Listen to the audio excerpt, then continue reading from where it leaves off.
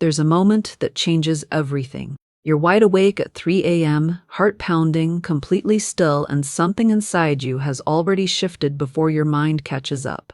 Not fear, not panic. Something deeper. Something that whispers, nothing will ever be the same, and somehow you already know it's true. If that moment sounds familiar, stop everything you're doing right now, because what I'm about to share will finally explain what has actually been happening to you all along. Stay with me. Welcome.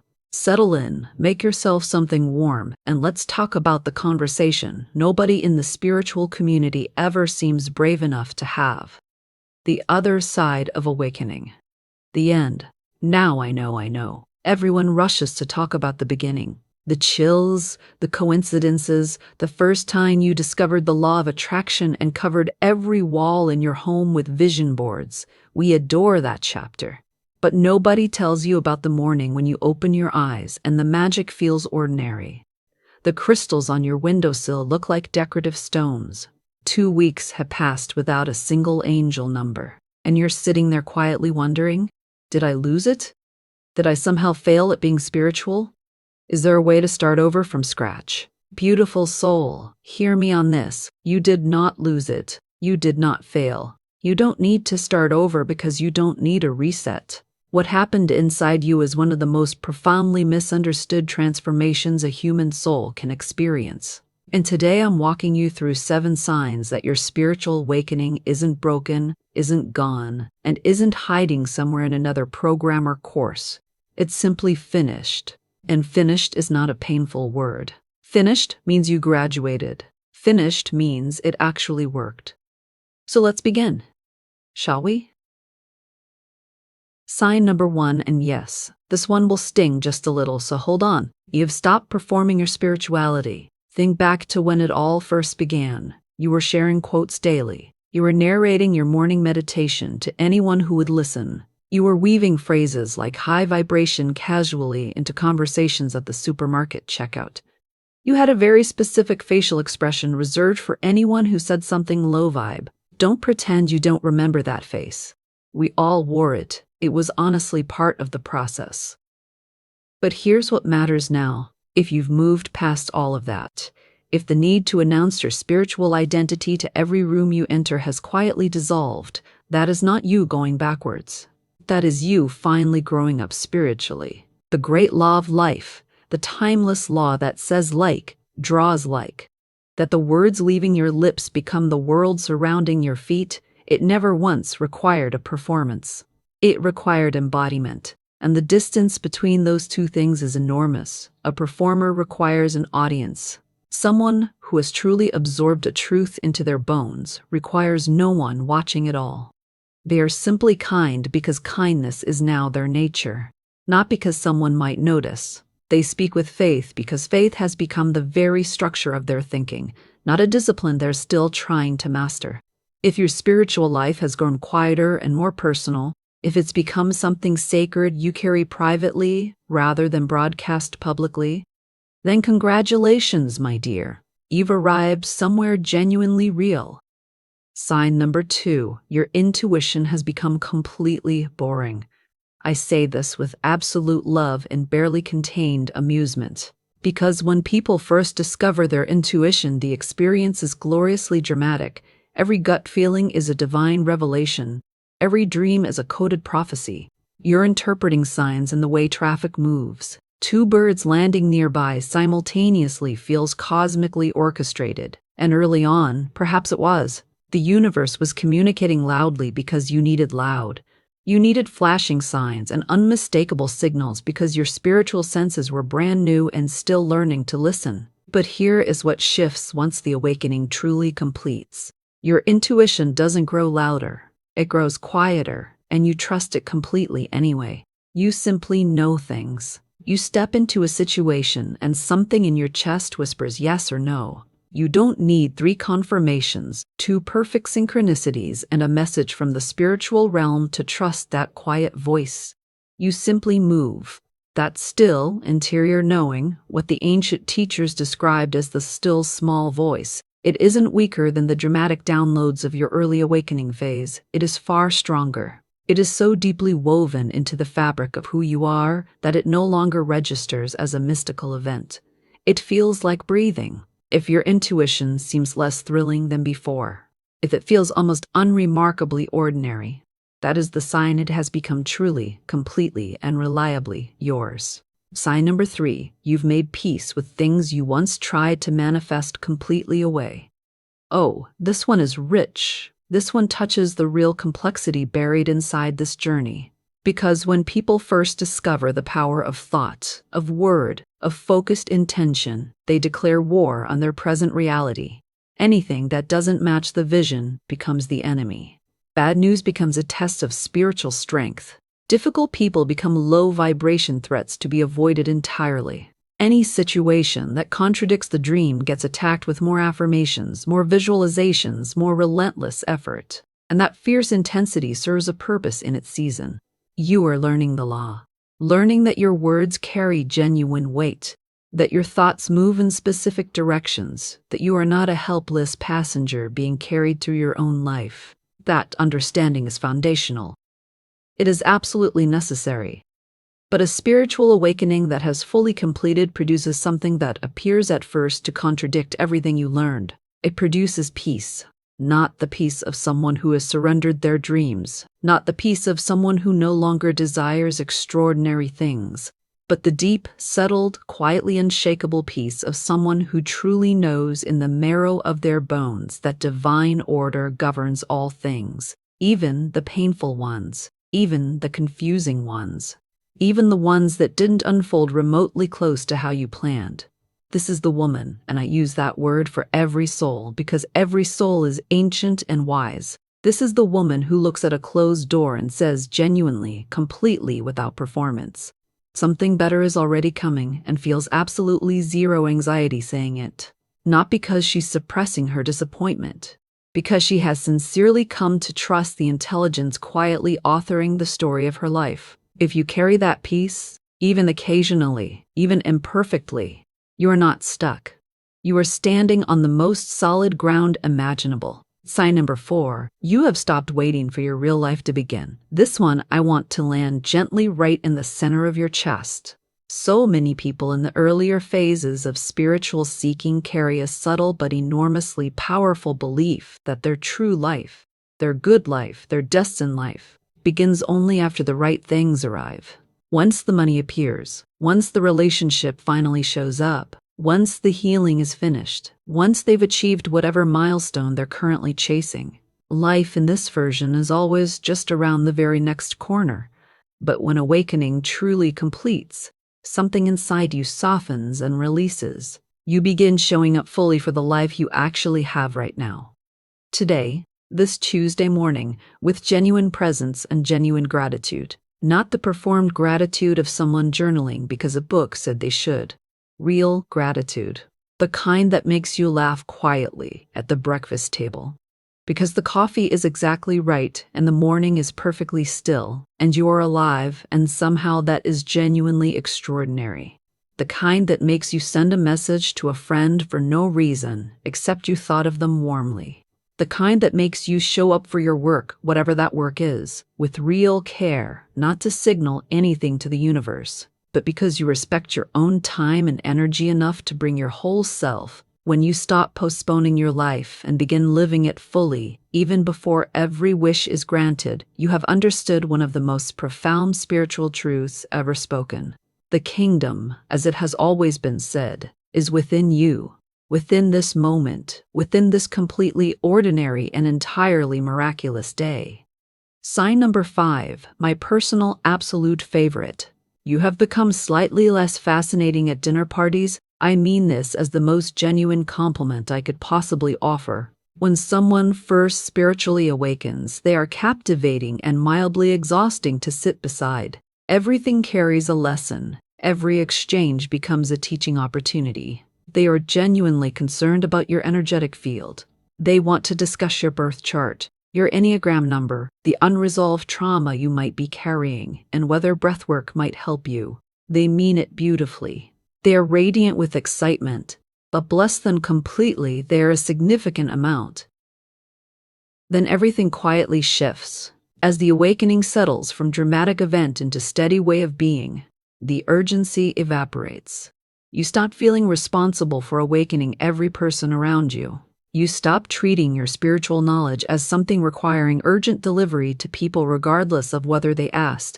You become, in the very best possible way, quieter, more present, more genuinely curious about listening than about teaching, more drawn to the actual human across from you than to the concept you want to introduce. And this quality, this settled, unhurried presence, is the hallmark of genuine wisdom across every tradition, every culture, every era of recorded human history. The wisest person in any gathering is never the most vocal. They are the one you somehow sense before they speak. There is something about them, a groundedness, a warmth, an absence of the frantic need to prove or perform that draws people in without any effort at all. If you are becoming that person, even slightly, even only on your strongest days, then the awakening has completed its most sacred work. Sign number 6. You've had a deeply honest conversation with your ego and the relationship survived. Now, so much spiritual teaching frames the ego as the ultimate villain, something to conquer, transcend, or completely destroy. And in certain seasons of awakening, viewing it that way genuinely serves us. The ego, that part of us operating from fear, from scarcity, from the need to feel superior or entirely separate, absolutely needs examination. It needs to be carried into the full light. No question. But here is something the most complete spiritual journeys consistently produce, and it genuinely surprised me the first time I truly understood it. Integration, not elimination. The fully awakened soul doesn't spend its existence fighting internal warfare. It doesn't patrol its own thoughts constantly, marking every imperfect reaction as evidence of spiritual inadequacy. It has learned, truly absorbed into itself, that it is a human being living a spiritual experience, and that being human encompasses the full, gloriously complicated, magnificently messy range of human emotion and human limitation. You were allowed to feel irritated. You are allowed to feel envious sometimes, uncertain sometimes, genuinely lost sometimes. You're allowed to experience a hard day that is simply a hard day, not a spiritual emergency requiring immediate intervention. The distinction between someone mid-awakening and someone who has moved through it isn't that one feels difficult things while the other doesn't.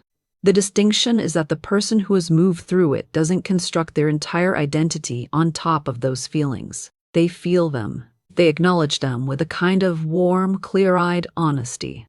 Oh, hello there. I see exactly what you are. Thank you for showing up. Now let's make a different choice. And they continue forward. No catastrophizing, no spiral, just conscious decision. If you have cultivated that relationship with yourself, if you can witness your own patterns with humor and genuine compassion rather than crushing shame, then my friend, you are free. That is what freedom actually looks like in practice. Not the absence of difficulty, but the complete absence of the belief that difficulty defines who you are. Sign number 7, and I want you to sit with this one the longest. The signs have quieted, and the knowing has taken their place. Do you remember discovering the language of spiritual signs for the first time? The recurring number sequences, the feathers appearing unexpectedly, the songs arriving at precisely the perfect moment, the dreams carrying unmistakable messages, the coincidences so perfectly constructed they couldn't possibly be random. These are real. I don't diminish them for 1 second. The universe communicates constantly and chooses whatever language will actually reach you. And for many of us in the early stages, it must speak in neon lights and unmissable fireworks because that is the only volume we can register. But as a genuine relationship with the divine deepens by whatever name you carry for it, God, universe, infinite intelligence, the great, loving goodness beneath all visible things, you begin needing those external confirmations less and less. Not because the connection has weakened, because it has grown so profoundly strong that it has moved entirely inside you. You don't need a sign to confirm you're walking the right path because you carry within yourself an orientation toward truth that guides you as naturally and automatically as a compass seeks north. You don't need a specific song to feel held because you move through your ordinary days inside a felt sense of being supported that requires no external soundtrack at all. This is the subtlest of all 7 signs and the most easily mistaken for losing your connection to something sacred. But hear me clearly and completely. The person who no longer needs a sign hasn't lost their faith. They have become their faith. They have crossed from believing into knowing, and knowing, as anyone who has arrived in that territory will quietly confirm, is an entirely different country from belief. You stopped visiting faith occasionally and began living there every single day. Now I want to speak directly to you for a moment, as directly as I possibly can, because there is something specific you may need to hear that exists beyond these 7 signs. Many people watching this right now are carrying a particular kind of pain that doesn't have a clear, easy name. It's the pain of someone who genuinely feels they've done absolutely everything right. You've read every book, you've committed to the inner work, you've shown up consistently for yourself, you've prayed sincerely, you've sat in meditation, you've journaled until your hand physically ached, and something still feels unsettled. Something still feels like it hasn't fully arrived. And there is a temptation, deeply human and entirely understandable, to conclude that you yourself are the problem, that you're approaching it incorrectly, that you're not spiritual enough, not consistent enough, not pure enough, not enough of something. I want to offer you a completely different way of seeing this. What if absolutely nothing is missing? What if the restlessness you're carrying isn't evidence of lack, but the growing discomfort of genuine expansion? What if you are not running behind, but arriving precisely when you were always meant to arrive? Because here is what I know with certainty about the law of life. It doesn't operate on our preferred schedule. It operates on a schedule that, viewed from sufficient distance, is always more breathtakingly beautiful and more perfectly timed than anything our anxious minds could have arranged. The seed doesn't become a towering tree the day someone plants it. It becomes soil first. It sits in complete darkness. It pushes steadily through resistance. And then, and this part is always, absolutely always true, it becomes something far greater than it was before. You are in a becoming. You have always been in a becoming. The awakening was a chapter, a glorious, necessary, genuinely transformative chapter. But it was never designed to be the complete story. The complete story is your entire life. Every year ahead. Every piece of goodness already moving towards you right now, whether or not you can yet see it arriving. The complete story is you walking forward with your chin lifted and your heart remaining open, choosing faith over fear, one quiet decision at a time. Here's what I'm asking from you today. Just today, not a sweeping transformation, not a 10-step overhaul. Just one small and specific thing. Identify one area of your life where you've been quietly holding your breath, waiting, worrying, wondering when it will finally resolve, and breathe, physically, actually breathe right now. And as you release that breath, say these words aloud if you possibly can, with whatever small measure of faith lives inside you in this exact moment. Even if that measure is barely a teaspoon, my good is now on its way to me. Divine order is actively at work. I trust. That's it. That's the complete practice. Say it once. Say it as though you mean every syllable. Then stand up and go inhabit your day fully, knowing that something wiser, larger, and more genuinely loving than any problem currently in front of you is already working on every single detail. Because here is the truth that every great spiritual tradition across all of human history has always known. The truth resting at the absolute center of everything shared with you today. You are never, not once, doing any of this alone. The intelligence that holds entire planets precisely in their orbits, that transforms tiny seeds into towering forests, that guides rivers unerringly toward the sea without ever consulting a map, that same intelligence has been working inside your life since the very beginning. It has always been completely on your side. The awakening you experienced was that intelligence reaching over, placing a hand on your shoulder and saying, "Wake up, beloved. Open your eyes and finally see what has always been completely true about you." And now that you've opened them, now you live that truth every single day. In every choice you make, in every word you release into the world, and in every thought you allow to take root in the sacred garden of your mind, you are not standing at the ending of something beautiful. You are standing at the opening of something real. Before you go, and I know you have genuine goodness to move toward today, I want to hear from you. Which of these 7 signs moved through you most deeply? Which one made you exhale and think quietly? So that's what this has been.